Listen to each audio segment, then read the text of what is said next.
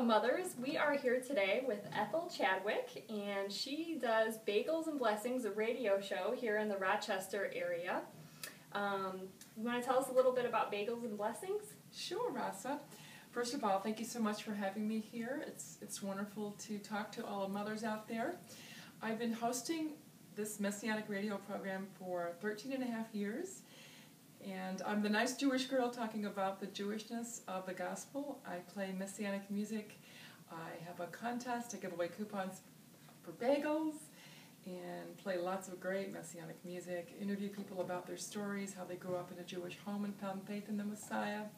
And it's on WDCX on Saturdays, 8 o'clock in the morning on 9:90 a.m. Neat. So you keep saying this word Messianic. For the average Christian mom out there, what does this Messianic radio show mean? Messianic. I'm glad you asked that question. Okay. Some people might refer to me as a Hebrew Christian, a Christian Jew. I prefer the term Messianic Jew. I'm a Jew that, after looking through the scriptures and seeing a lot of the Old Testament prophecies, I realized that Jesus, or I like to call him by his Hebrew name, Yeshua, is the Messiah.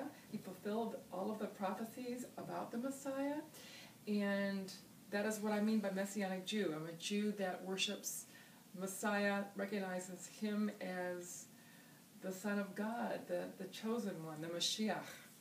Neat. That is amazing. And actually, Ethel here, and I go to the same congregation, and I met her probably like the first or second week that I was going there. She's very outgoing, and I think I could have guessed that she does a radio show before she told me, because she just had no problem introducing herself and talking.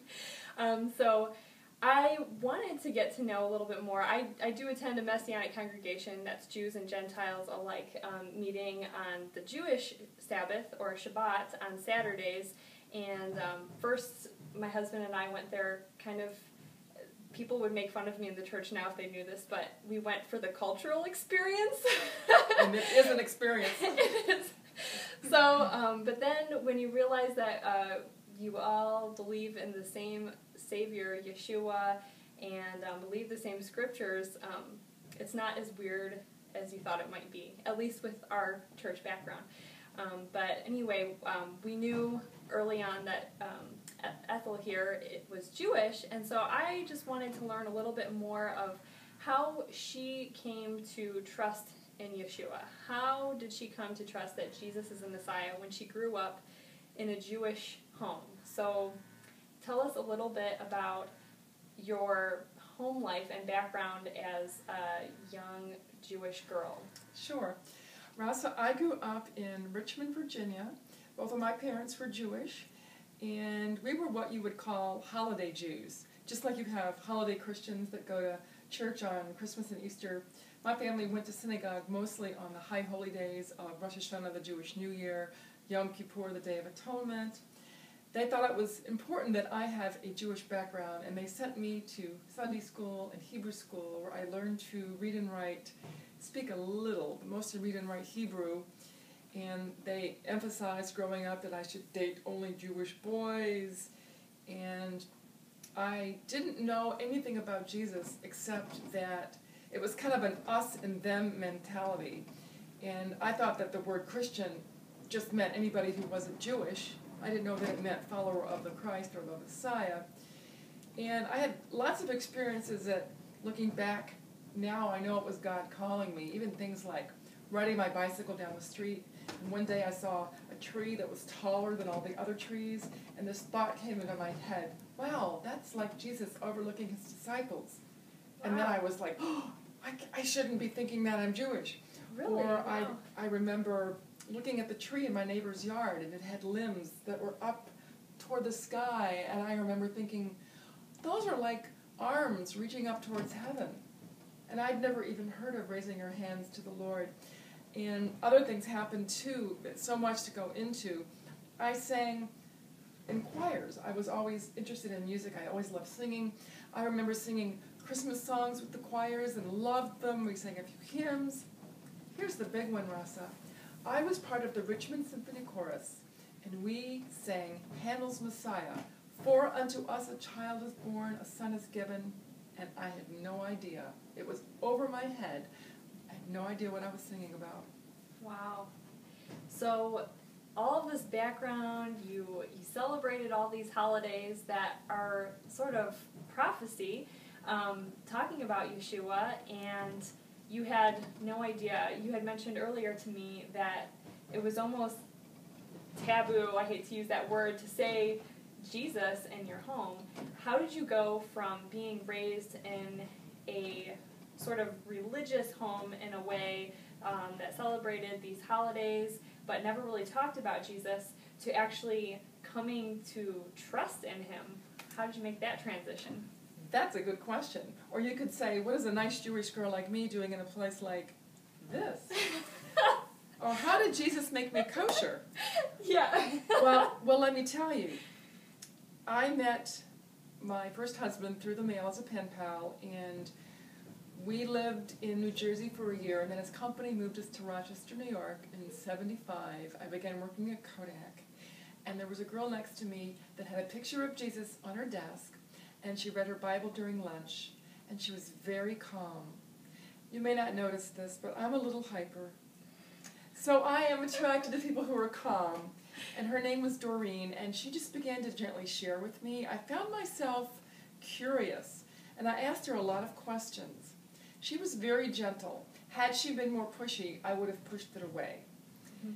I do remember, I have to back up one thing that happened. Sure.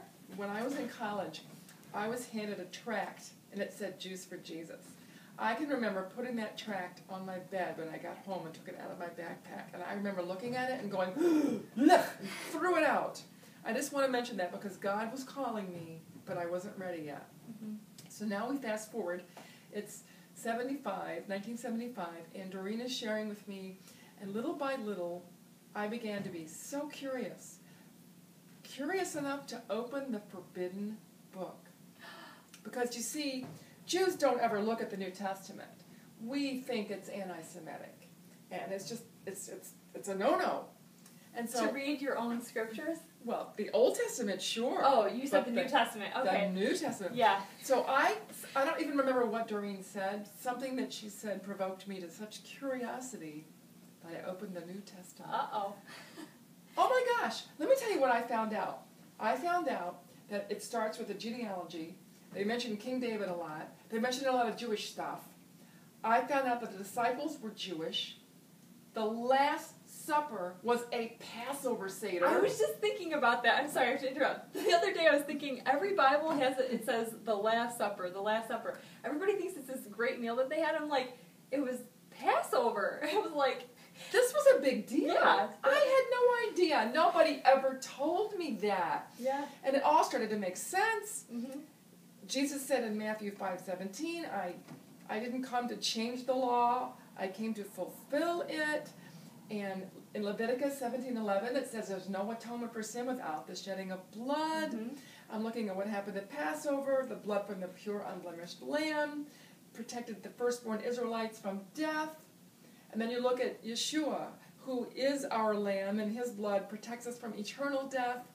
You look at the matzah, it's pierced, it's bruised. There's so much more I could say. It all made sense. Mm-hmm. So July 2nd, 1976, I invited Jesus into my heart, but I have to say, because that word was taboo, I had a really hard time saying it. I can remember the next day saying, well, I asked Jesus into my heart. I couldn't say it. Yes. But then I met another girl at work who was Jewish and believed in Jesus. Wow. And I found out there was a home group that met, the beginnings of which ended up becoming Shema Yisrael Congregation. I met people like Randy Katz. Wow. It all fell into place, and I discovered that it's perfectly normal to believe that Jesus is the Messiah.